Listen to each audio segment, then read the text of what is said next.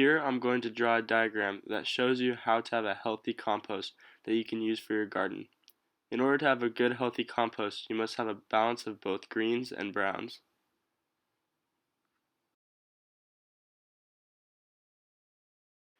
Greens consist of food waste, coffee grounds, tea bags, and fresh grass clippings.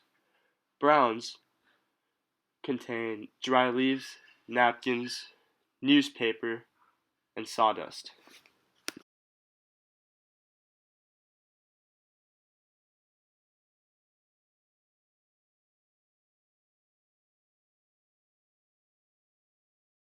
You want a 2-to-1 greens ratio and a 3-to-1 browns ratio. Water is crucial for creating a compost. In general, your compost should be moist but not sopping wet.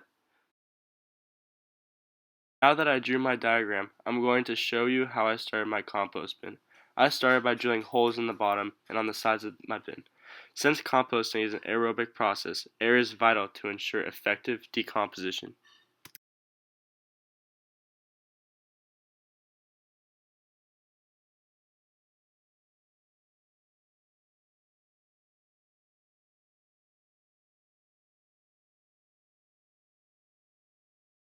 Here comes the fun part. Here I bring my kitchen compost bin that consists of food waste and compostable and paper napkins. Make sure when you start your compost that you do not put any dairy or meat, because these items are harder to decompose and they attract animals and pests.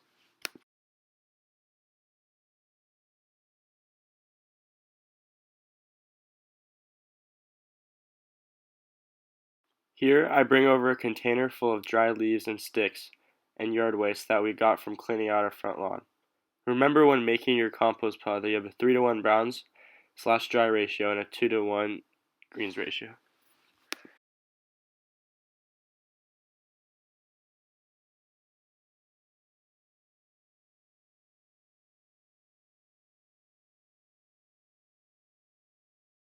You have to make sure your compost pile is compact.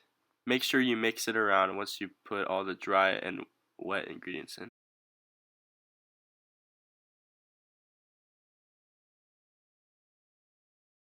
My kitchen compost bin consisted of strawberry edges and paper towels along with coffee grounds and other food scraps.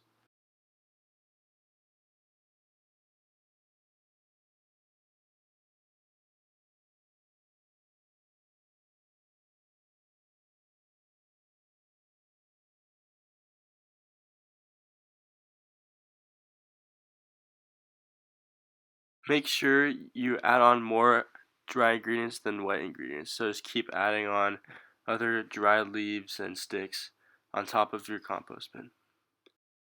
This was also just only 1 day's worth of compost, so we made sure to get some more compost from our kitchen the next following days.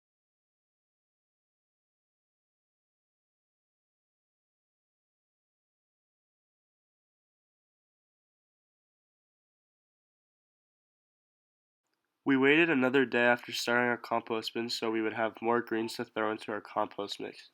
After adding more to our compost, we began to add moisture into the mix by adding water and mixing the compost with a pitchfork.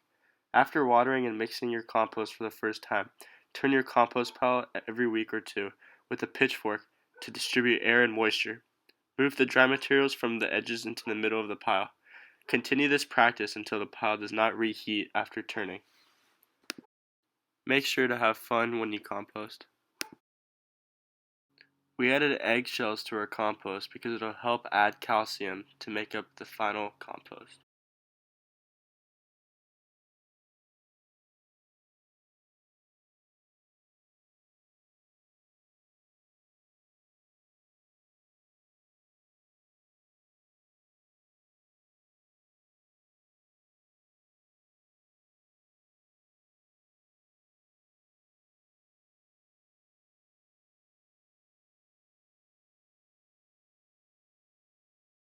You want to keep on mixing this, and you want to check on it and add water, and you want to make sure it's in a hot space so everything can decompose and you get your solid compost.